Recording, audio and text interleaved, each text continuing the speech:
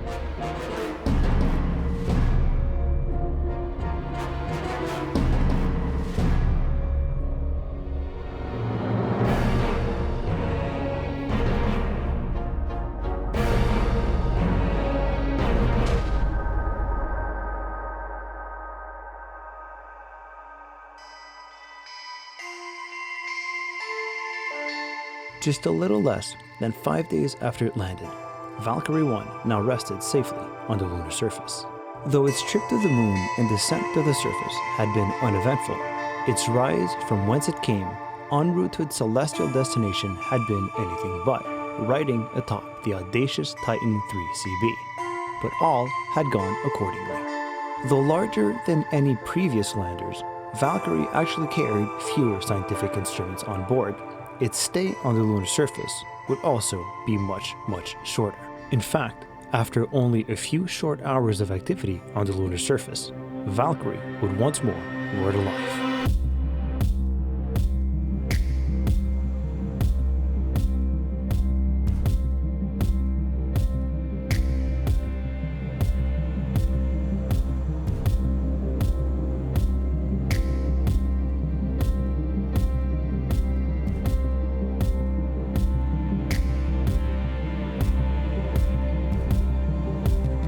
Leaving behind the bulkier, heavier descent stage, which would forever remain on the lunar surface, the tiny ascent stage, carrying with it, for the first time ever, a small amount of lunar regolith, to be taken back to Earth for analysis, slowly yet surely made its way back into lunar orbit. Well aware of a slight time delay for communications between Earth and Moon, engineers back home watched intently at the telemetry streaming back from Valkyrie. The faint signal their only indication of how things were going.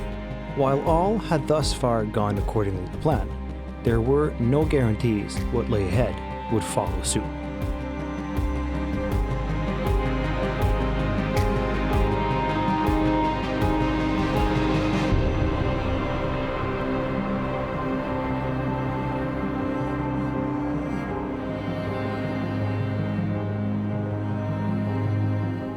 After a short 45-minute coast phase, Valkyrie's ascent stage fired its engines for the second time, this time descended on its 5-day trip back home.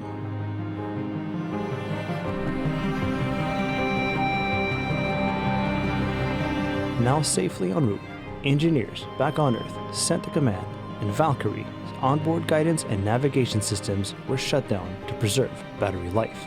Only essential systems were kept up and running.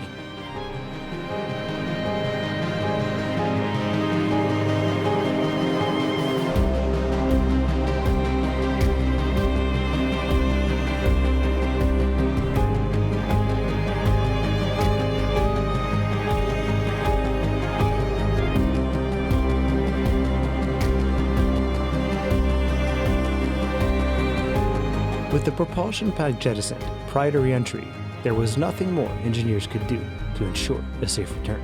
A countdown clock, a precisely calculated timeline, and an increasingly fainter signal as re-entry took place were the only cues mission planners had to fall back on and tell if anything had gone wrong.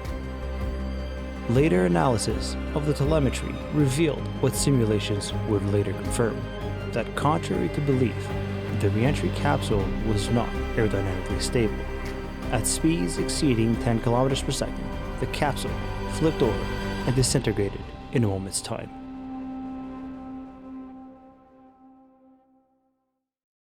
Ground elapsed time.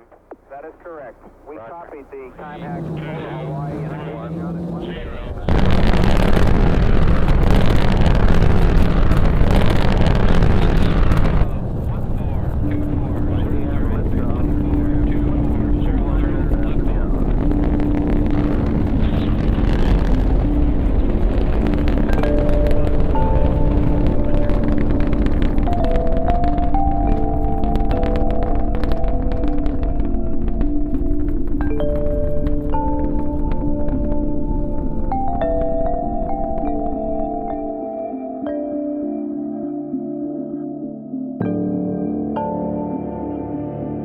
In the years to come, historians would point back to the mission of Gemini 6 as the point in time when what seemed to be the tipping point of the relations between the agency and the Air Force took place.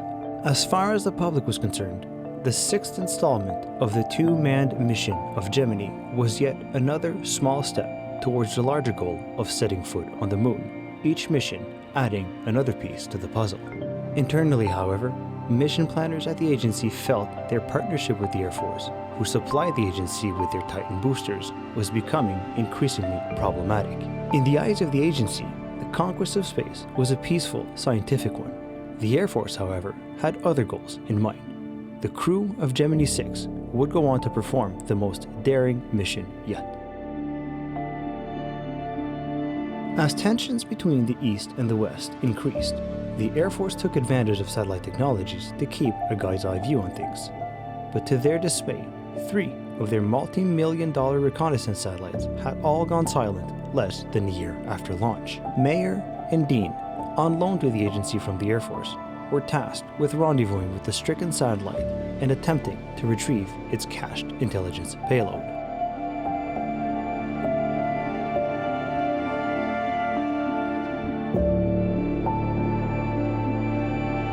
Whereas the Air Force saw it as proving grounds for future uses in space, the agency saw it as reckless endangerment of crew and ship.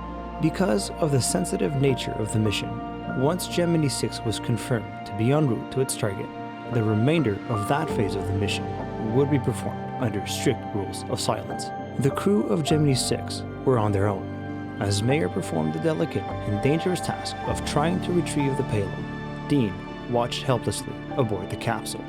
If anything did go wrong, there was simply nothing he could do to help and retrieve his stricken crewmate. Their greatest fear was that something would cause the explosive bolts that jettisoned the return capsule to activate.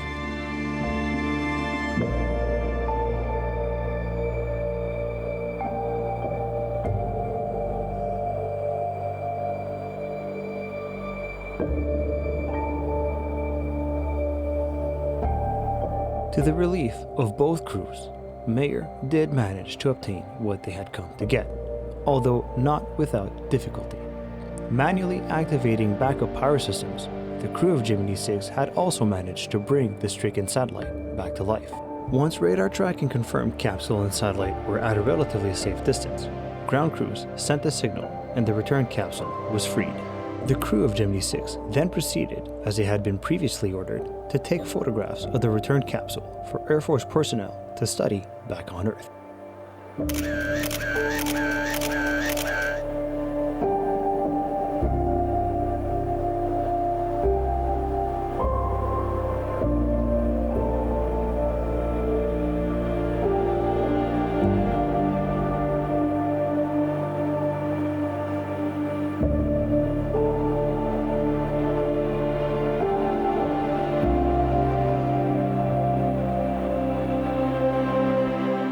Following the successful retrieval of Theia 3's film capsule, Gemini 6 would go on to continue in orbit for an additional 3.5 days, performing a host of additional scientific observations before commencing the retro sequence per the best-case scenario timeline.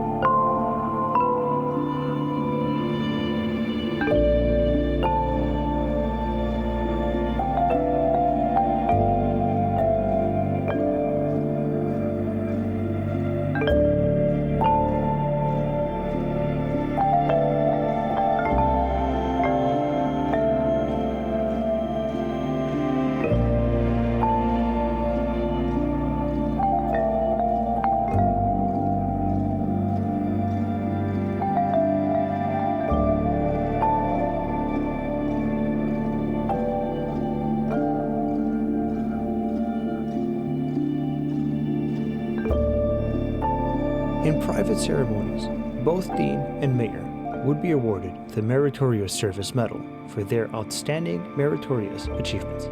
To many, however, the mission of Gemini 6 marked a turning point in relations between the agency and the United States Air Force.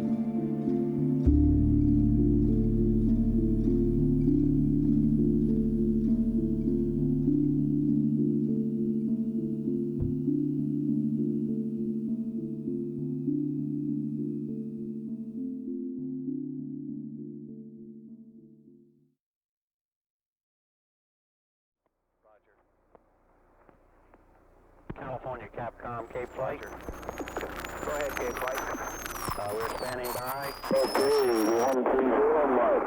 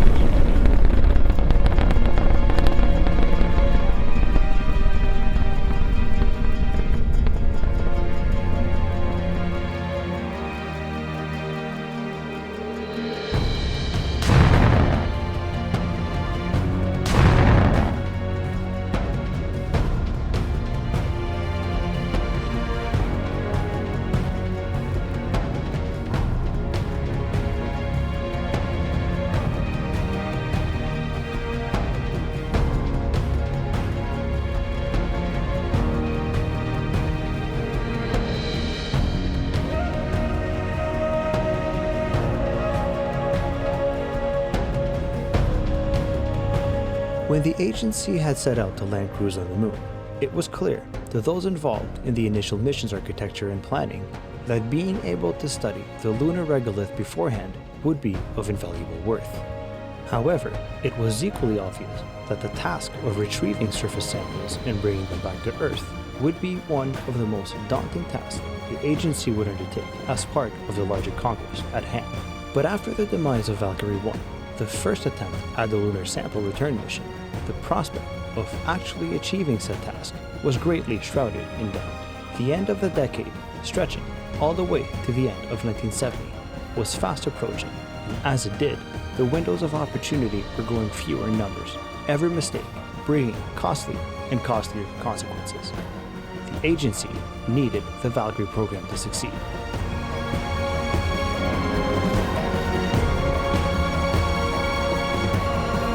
When the Centaur's engines shut down for the last time, Valkyrie 2 was on its way.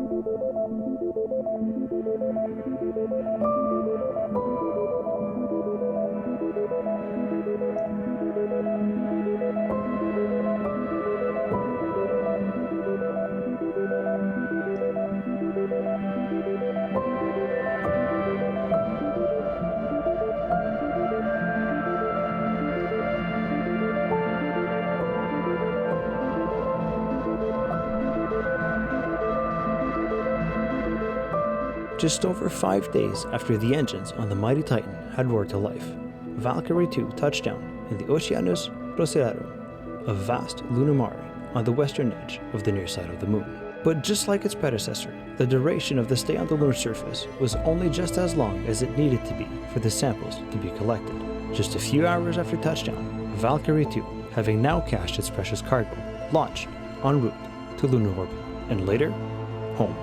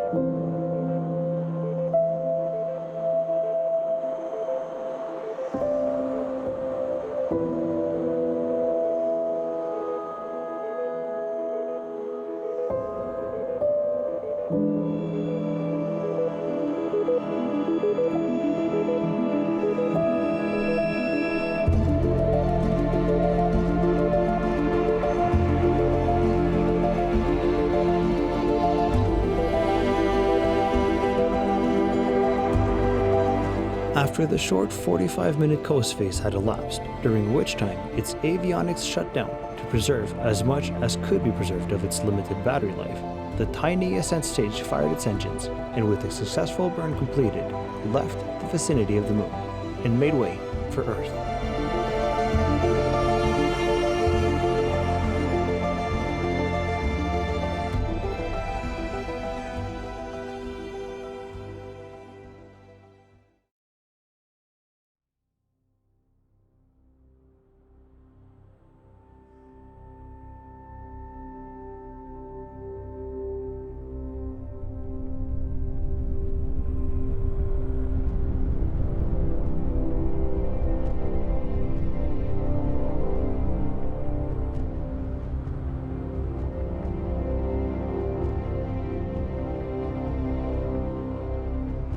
With the propulsion pack jettisoned and the parachutes armed, engineers could now only wait and trust that the changes they had made to the design were successful.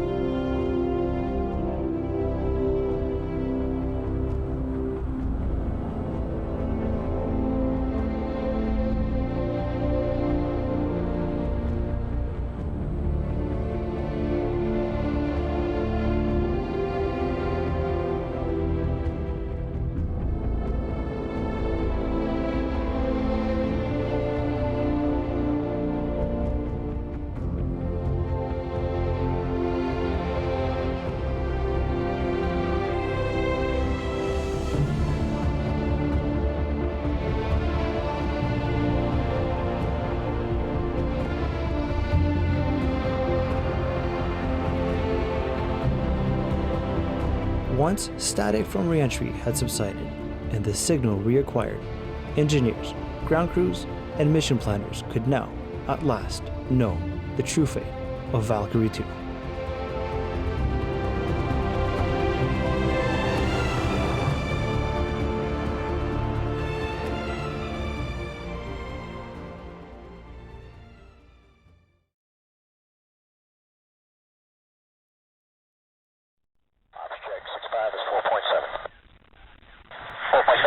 Altitude looks good. Copy. For the end game part of that second file, how are we at the maneuver point? 10-6-5. Okay. 1 minute.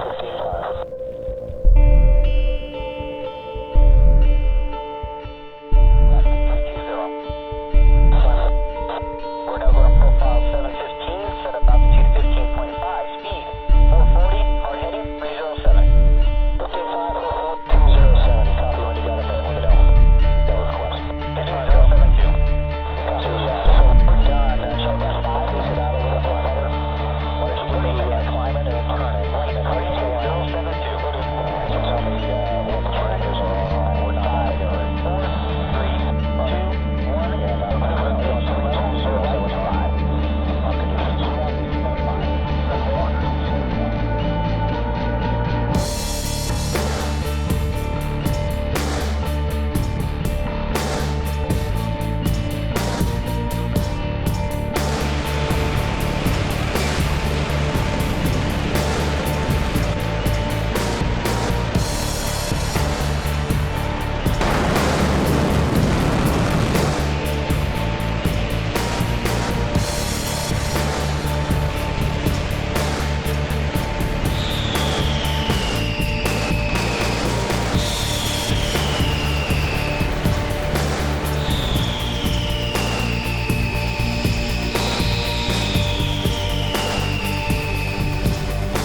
On one Tuesday morning, the grounds at Kennedy, so used to being shaken by the roar and thunder of rockets, shook to the sounds of a different beat, when all 7 turbojet engines on the XR-77 pushed the massive plane as hard as they could for a series of rejected takeoff endurance tests.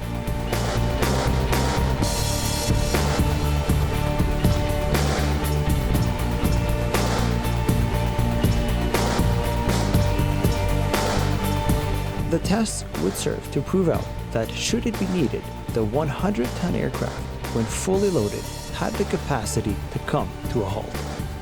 After several successful runs and not a few tense moments, the Swan, as it had affectionately come to be known by its crews, sat peacefully on the tarmac, the smell of scorched bricks and burnt rubber filling the air. With preliminary ground testing complete, it was time for the Swan to spread its wings and take to the skies.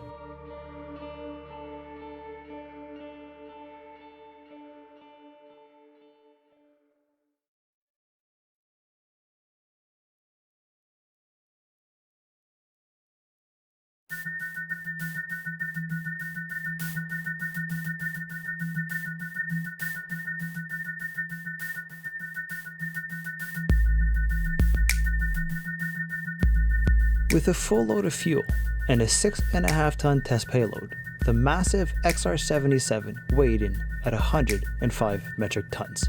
The task of getting the massive plane to reach flight speeds was formidable for its power plants, even if there were 7 of them.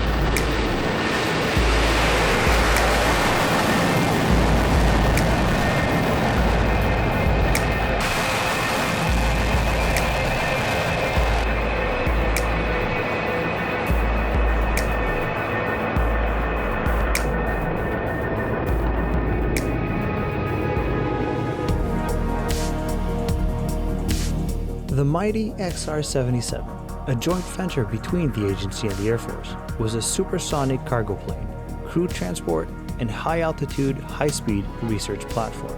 Designed as a long-haul carrier, the Swan was capable of sustained supersonic flights with speeds exceeding Mach 1.5. Capable of aerial refueling, the XR-77 was designed to reach faraway places and reach them fast. As far as the agency was concerned, it served several key needs the agency had identified for itself. Number 1, delivering scientific payloads at various locations and land masses. 2, hardware and component testing. And 3, remote location base building for crew training. Its massive cargo bays were designed to incorporate a variety of payloads with as little integration hassle as possible. But for now, before any of that could take place, the Swan first had to prove it could fly, and fly it did.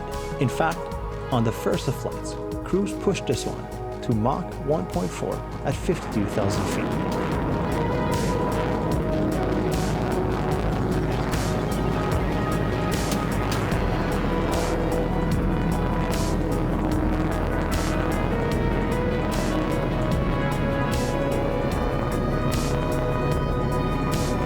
Over the course of several additional test flights, crews would push the plane to its limits of speed and altitude and establish an impressive set of performance benchmarks. Having proven its worth, crews and designers alike all satisfied, the XR-77 could now enter into service and begin fulfilling its intended role.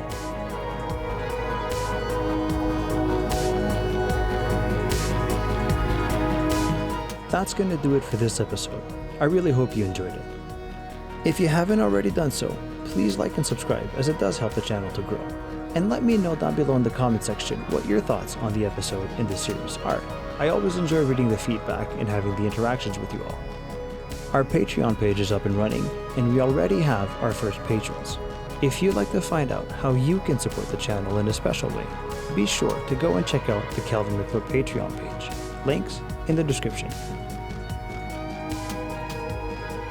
In case you weren't already aware, we've got our Calvin Maclure Discord up and running as well, so feel free to stop by and be a part of the experience. You'll find the invite link in the video description. Thanks to everyone for your continued support of the channel. I'm Calvin Maclure, and I'll see you next time.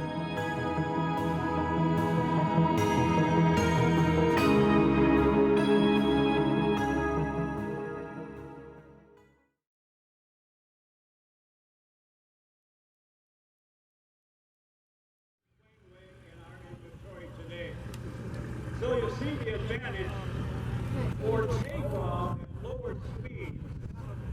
And for low speed, low altitude cruise. And again, right over the tree line, off to our right,